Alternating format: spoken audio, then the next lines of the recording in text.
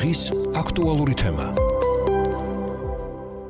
გამარჯობა, რადიომეტი დღის არქის ფორმატში განვაგრძობთ მუშაობას და ახლა ჩვენ სტუმართან ერთად შიდა პოლიტიკურ პროცესებზე ვისაუბრებთ. სტუდიაში ჩვენ ანალიტიკოს ბატონ ლადო საწყობილაშვილს მასპინძლობთ. გამარჯობა. მოგესალმებით.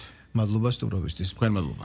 ბატონ ლადო, დღეს 21 რიცხვია და სულ რაღაც 5 დღეში უკვე ახლოვდება თარიღი, რომელიც თანამედროვე საქართველოსთვის არა მხოლოდ როგორც პოლიტიკური, არამედ საზოგადოებრივი თუ სახელმწიფოებრივი მთავარი მონოპოლის ერთგვარი სიმბოლური გამოვლინებაა და ჩვენ ვხედავთ პროცესს, როდესაც ერთის მხრივ ტრადიციული აღლუმისა და ამ დღის აღსანიშნავი სხვა აქტივობების გარდა ბევრად უფრო მანამდე ვისმენდით კიდევაც მოწოდებებს ოპოზიციის მხრიდან იმ დაგეგმილ საპროტესტო აქციაზე, რომელიც სწორედ 26 მაისს უნდა გაიმართოს, ანუ ისევ როგორც ბოლო სამწუხარო წლები პოლარიზების ესეც ერთგვარი სიმბოლური გამოვლინება იქნება და გველოდება წინ. მე ახლა აღლუმთან და 26 მაისთან დაკავშირებულ სხვა აქტივობებზე არ კითხავთ, პოლიტიკურ ველზე არსებული რეალობის ანალიზით თუ შეგიძლიათ გითხრათ რა შეიძლება მიაღწიონ ოპოზიციური ფრთის წარმომადგენლებმა, რამდენად შეიძლება ეფექტიანი იყოს პოლიტიკური თვალსაზრისით ის ალიანსი, რომლის შექმნის პირველად მომსწრენი არავანთ და შექმნიდან რამდენიმე ხანში იქ რაღაც განხეთქილებების მკვეთრი სიგნალები იყო, აი რა პოლიტიკურ შედეგს შეიძლება მათ მიაღწიონ თუ ესეც იქნება მორიგი საპროტესტო პარალელური აქცია. როგორ ხედავთ პროცესების განვითარებას? ხო, ძალიან საინტერესო მოვლენების მომსწრენი ვართ ზოგადად ოპოზიციურ ალიანსზე, ოპოზიციურ ველზე, აი გულისხმობ ამ ალიანსის ირგვლივ დატრიალებულ და ანონსებულ აი ამ აქციებს. პარალელურ რეჟიმში ჩვენ ვხედავთ, რომ აშკარად შეინიშნება მათი მხრიდან სისუსტე, რამე თუ აი მაგალითად ნიკა გვარამიას განცხადებები არის პირდაპირ მოწოდებული ერთიანობისკენ, მოუწოდებს გახარიას, რომ მოდი ერთად დავდგეთ, იქ არც გამორიცხავს ნაციონალურ მოძრაობასთან გვერდით ყოფნას, ანუ აი ეს ყველაფერი რაღაცა მიუთითებს, რომ ჯერჯერობით ჩამოუყალიბებლები არიან, აგერ რამოდენიმე 5 დღეა დარჩენილი აღნიშნულ თარიღამდე. მართალია ვაშაძეს და ზურა ჯაფარიძეს კი ვიხედებით ენა გადმოგდებულები, ხო, ასე თქვა ქუჩაში როგორ ცდილობენ ხალხის მობილიზებას, მაგრამ ეს ყველაფერი არის სპექტაკლი ჩემი აზრით. ანუ რეალურად მათ ირგვლივ ძალა არ არის, აი ეს კარგად იკვეთება და ნუ აი ცდილობენ რაღაცნაირად ერთად დადგომას, მაგრამ ესეც არეულობაა შიგნით რა და მე არ ამგონია ამ არეულობამ რაღაცა შედეგი დადოს სერიოზული, როგორც ასე ვთქვათ, მთავრობის რყევის კუთხით, ხო? თვითონ თარიღიც კი ერთგვარი პროვოკაციული თარიღია, პირდაპირ შეგვიძლია ამაზე ვისაუბროთ.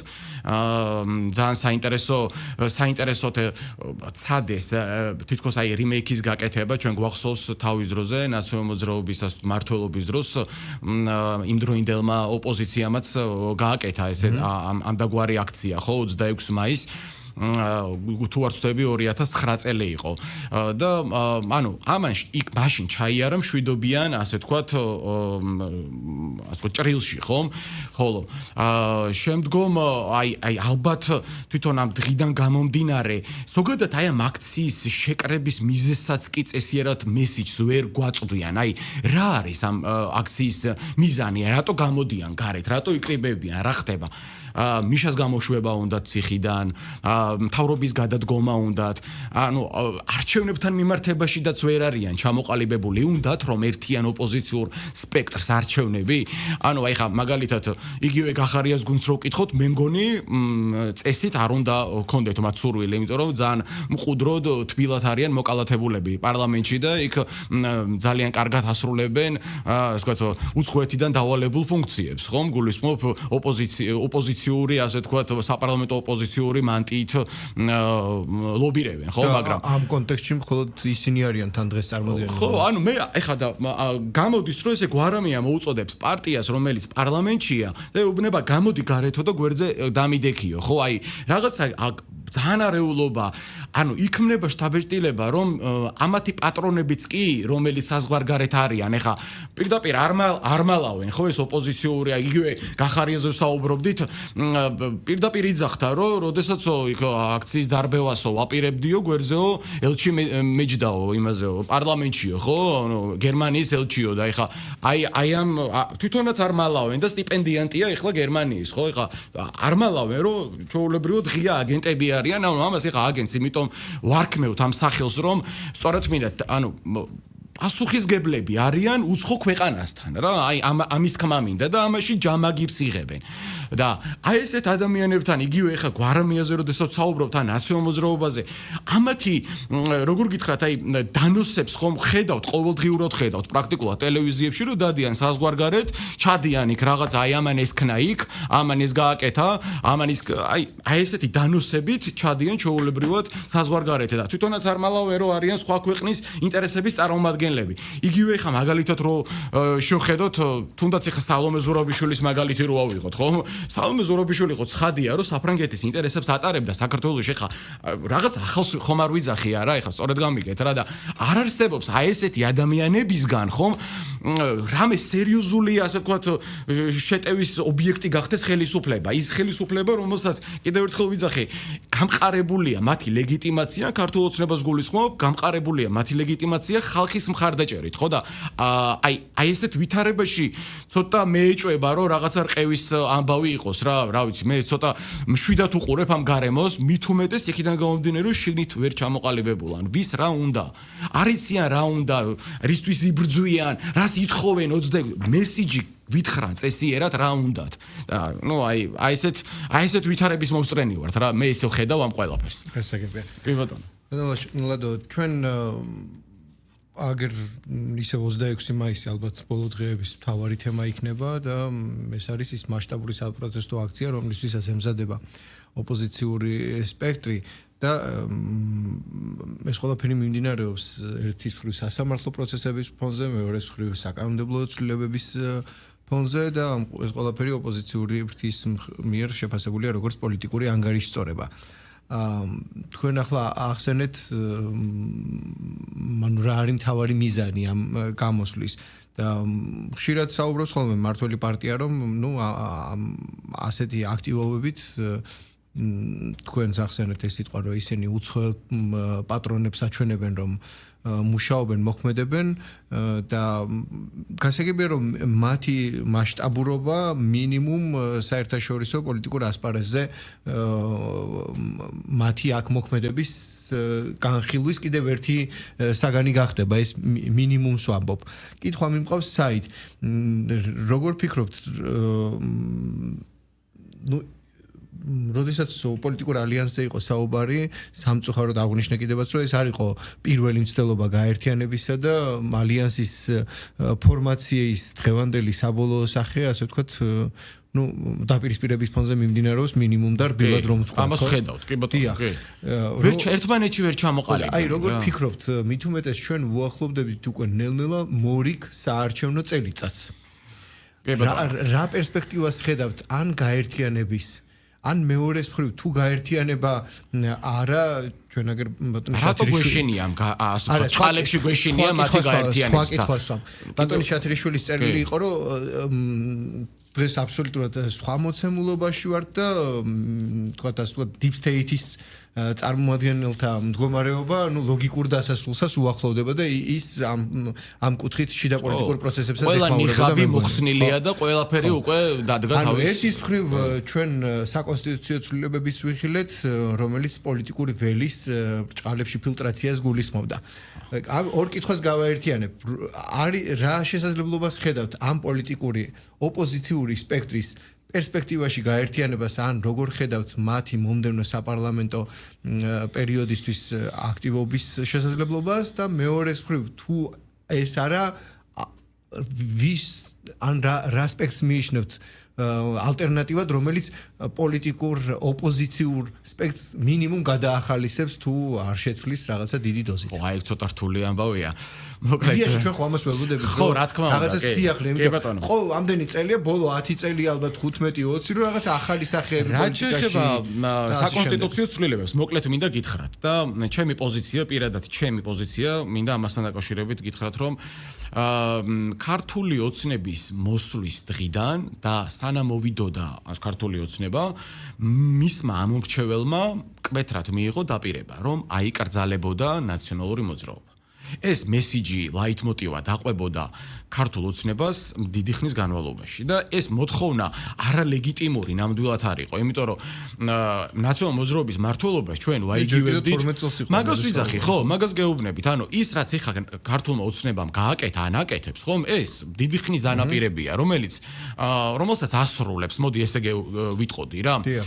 ხო და ამაში მე სულს ვერაფერს ვერ ვხედავ. პირიქით აძლიერებს ჩემი აზრით ქართული ოცნების ხარდაჭერას. იმ ხალხის მხრიდან, რომლებიც პოლიტიკური პირობა ადრე თუ გვიან მიიღეს. ხო, ანუ მოსახლეობას ამომრჩეველს შეუსრულეს ის, რაც დაპირდნენ, ხო? აი მაშინ ცუდი არაფერი არ არის და ეს პირიქით მისასალმებელია და მე მაგალითად მოხარული ვარ პირადად ამას რომ ვადევნებ თვალყურს და დიახ, რა თქმა უნდა, მოდი რა, ზურა გირჩის ჯაფარიძეს ბოდიალი ხალხს მოგბეზდა, ეს ნაფტალინიანი ტიპები, მართლა კიდე კაი და, მაგრამ რად გინდა წავიდა ერთი მოიყვანა თავის შვილი, გულისხმობ გუბას სანიკიძეს, მაგალითად ვიძახი, კითხვა რომ მივდივარო პოლიტიკიდანო, მაგრამ ისეთი მოიყვანა რა, ის ყოფილიყო ჯობდა რა და საქმე რაშია, აი ეს ტიპები, აი ეს იგივე მაჭავარიანის ბიჭი გამოჩნდა, ხომ, აი რაღაცა თითქოს ტოვებენ შთამომავლობასაც რა, ეს ვითომ ასე ვთქვათ ბებერი პოლიტიკოსები რა და აი ჩემი აზრით ვერ შექმნის რაღაც რებრენდინგის საშუალებას ვერ მისცემს იმ იდეოლოგიას, რა იდეოლოგიის პოლიტიკური მემკვიდრეობითობა არ არის განმაპირობებელი ახალი სახეების შემოსვლის თვალსაზრისით. ხო, არ არის. მით უმეტეს ისეთი ძალებისგან, როგორ ძალებთანაც ჩვენ გქონდა ურთიერთობა რა. აი მაგალითად ყველა არ ვახსენე იგივე სანიკიძე, ხო? ეხლა ჩვენ ვიცით მისი ბიოგრაფია საიდან მოდის და სადამდე მივიდა. ეხლა ადამიანი მილიონი უნდოდა, ეხლა ყველას გვახსოვს, ხო? და აი მისი დამოკიდებულებაც ეს იყო ქვეყნის მიმართ, ქვეყნის სიყვარულის მიმართ, რომ მას მილიონი უნდოდა. მილიონი შოვნა უნდოდა რა და აი სამწუხაროდ აი ესეთი ადამიანების შვილები, კი, შეიძლება თვითონ კაი ადამიანი იყოს, მეგობრული იყოს, მაგრამ აი ქვეყანას ვერ გამოადგება რა. მაგრამ საბედნიეროდ არიან თუნდაც ქართულ სპექტრში ისეთი პარტიები, ეხლა მე კონკრეტიზაციისგან ძალიან გთხოვთ თავ შევიკავებ, მაგრამ მე ხედავ ტენდენციას, რომ არიან რა ძალები, რომლებიც იმ შაუბნელ ძალებთან, ბჭყალებში შაუბნელ ძალებთან არ არიან, ასე ვთქვათ, არანაირად გაიგივებული, არც წარსული არ აკავშირებთ იმათ, გაიზარდა უბრალოდ თაობა, დაუშვა და გადაწყვიტა, რომ მას უნდა რაღაცა შეცვალოს რა ქვეყანაში. კი, კარგია რომ ესე მივდივართ, მაგრამ აი ესე რომ წავსულიყავით, უფრო კარგი იქნებოდა. აი ამის მომხრე თაობას ხედავთ, ხომ? და კიდევ ერთხელ გეუბნებით, მე არავის ხარდაჭერას ახლა არ ვაპირებ, უბრალოდ ვახსენებ, რომ ამის ტენდენციები არის და ეს ნამდვილად არ არის ნაციონალური მოძრაობის და მათი, ასე ვთქვათ, განშტოებების შთამომავლობითი, ასე ვთქვათ, პარტიები რა, ეს ადამიანები, ხო, და თუნდაც იდეოლოგიური შვილები, მოდი ესე დავარქვათ, ხო?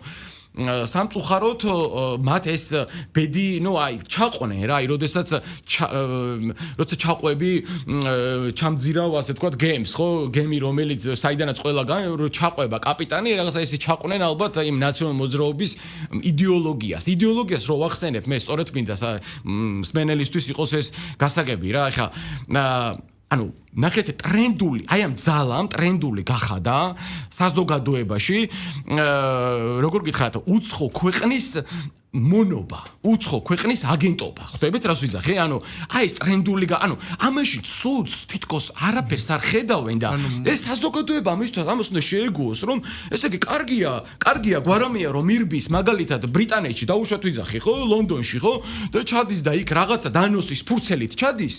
და იქიდან ჯდება ვიღაცასთან სტუდიაში, რომელიღაცა სააგენტოში და იქიდან რაღაცა განცხადებებს აკეთებს, ხო? ეს კარგია?